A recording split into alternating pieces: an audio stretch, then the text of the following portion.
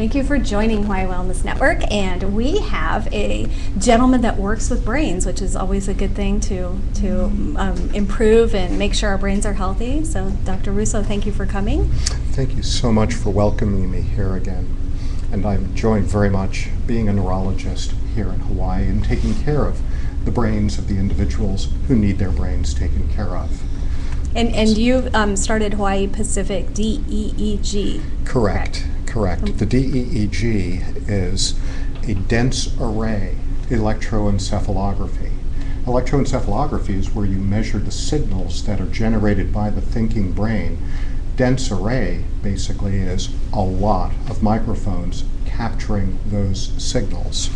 Behind us here, we have one of the arrays that is used, and it has 128 electrodes, microphones that capture the signals of the brain.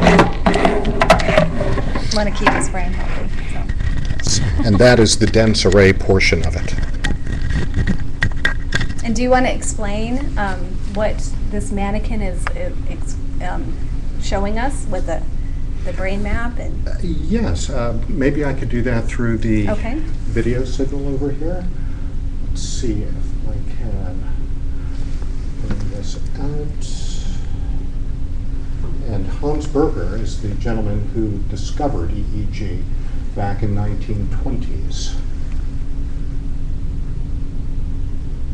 Let me jump to some of the more salient points, which is the way the signal is generated is through oscillations of neurons, groups of neurons. These are the groups of neurons. You could see positivity and negativity. The polarities jump and circle, and those oscillations are what give you the signals that are picked up by the microphone. There are various frequencies. The frequencies are very slow or very fast, and the slow frequencies represent the sleeping portion.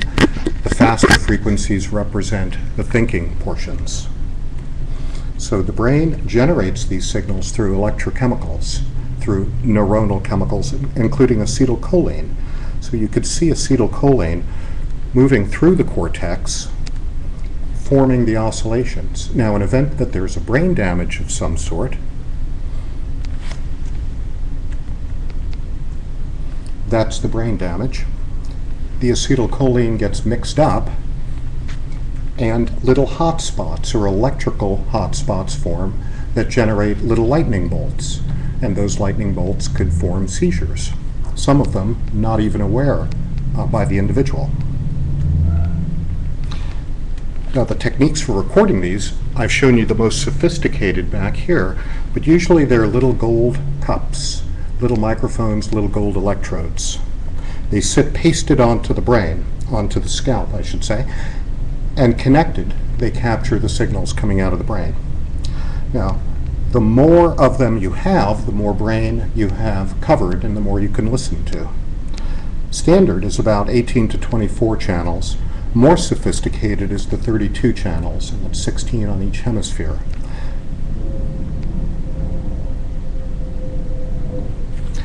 Dense array, which is what we use in Hawaii Pacific DEEG, is anywhere from 64 to 256 channels. Now, I use 128 channels. They completely cover the scalp, they overlap, so you can generate topographical maps of the brain's activity. They're placed on there with saline. These are little suction cups. So there is no abrasion of the skin, no abrasion of the scalp, no glue, no paste, just saline solution. This is an example of what I look at while we're recording. We have the left hemisphere of the brain, the right hemisphere of the brain, polarity, because the brain is electrically neutral.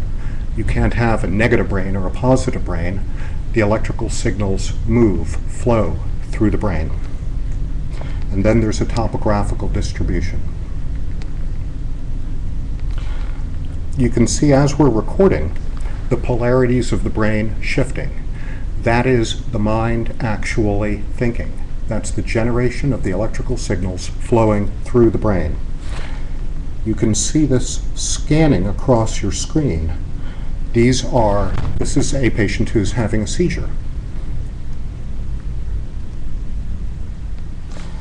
This is how we break it down to take a look at the actual distribution of the spectrum. Slow frequencies, high frequencies. Slow frequencies represent sleep, high frequencies represent cognitive functioning. Here you can see a damaged area present while the patient is having thought processing. These are the normal distributions. Alpha and theta is a little bit slow. Theta is when somebody is falling asleep. Maybe we could go through a case or two very, very quickly. This is a 39-year-old active duty soldier referred for headaches after a football injury. And is this a patient of yours or someone in the mainland? Yes, this is a patient whom I saw while I was on active duty in the military. When you take a look at the brain, it's normal looking anatomically when you do the photograph called the MRI. That means there's no macroscopic damage that can be seen by the human eye. But when you do an actual EEG, the dense array EEG shows you something different. Now, this is the patient actually being monitored. And let's see if we could show how it looks.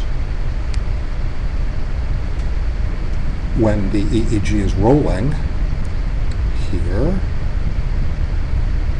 you can see the polarities of the brain shifting. And here is the patient themselves as they're being monitored.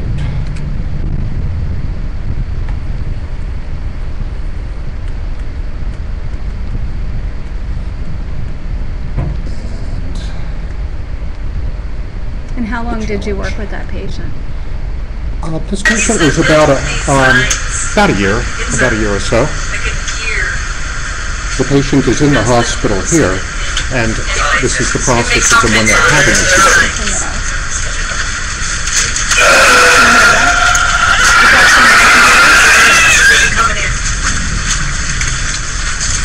So that's the seizure actually occurring, and that's what is being monitored here.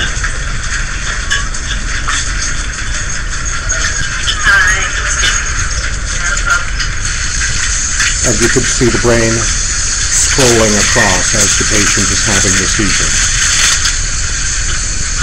The tonic and clonic portions. The tonic is when the patient is stiff.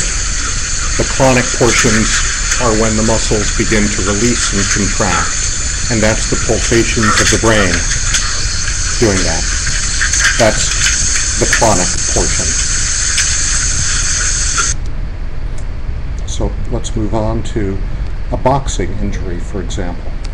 And what was so you worked with this patient and then they were able to get rid of the headaches?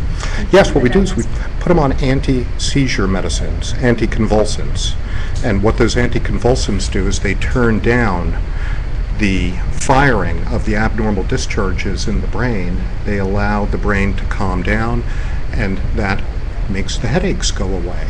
The relationship between the actual seizures and the headaches is less clear, but that's why we use the anticonvulsants to actually treat or prevent headaches. And what time period did it take working with them? It takes a good 2-3 months to turn off the headaches, because you can't elevate the medications very quickly, because if you do, the patient will experience side effects.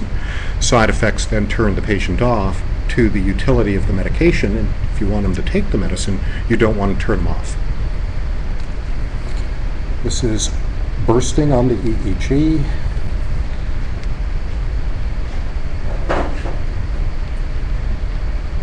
And let's see if I could get it to work here.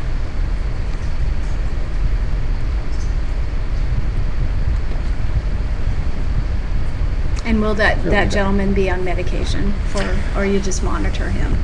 The patient stays on the medicine. And usually we'd leave the patient on the medicine for about a year, and then if the patient has no more problems, we'll slowly begin to lower the medication dosages, hoping that the brain will have reset itself. And that's one of the ways that we can hope that the patient does not have to remain indefinitely on medications. Here you can actually see the scrolling across the screen of an individual who's having seizures. You could see the polarities. You could see this bright spot over here indicating a source of the highest electrical output from the brain. Because if you have negative areas, you have to have positive areas, and if you have a lot of one particular polarity, the rest of it, the negativity, for example, can be distributed over the rest of the brain. So that's what you're seeing over here. This is the mind actually in action. These are the seizures occurring on the left and the right-hand sides of the brain.